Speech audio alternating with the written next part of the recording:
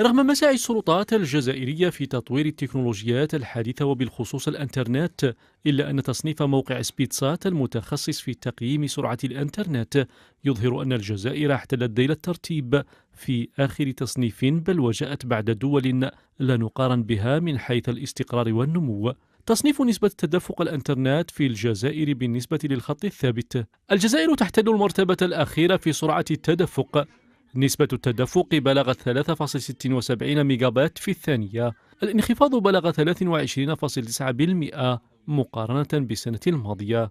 لم تشهد أي دولة من قبل تدني سرعة الإنترنت بهذا الشكل. تصنيف نسبة تدفق الإنترنت في الجزائر بالنسبة للمحمول: نسبة التدفق بلغت 7.19 ميجا بايت في الثانية. تراجع الجيل الثالث بنسبة 10.8% مقارنة بالسنة الماضية. تراجع سرعة تدفق الإنترنت في الجزائر لا يعكس الجهود الرامية إلى تطوير الشبكة العنكبوتية. الجهود عندنا قابلتها ثورة في مجال الاتصال مست أغلب دول العالم، فسرعة الإنترنت أضحت اليوم أهم المعايير التي تقاس بها قوة الدول ورقي شعوبها.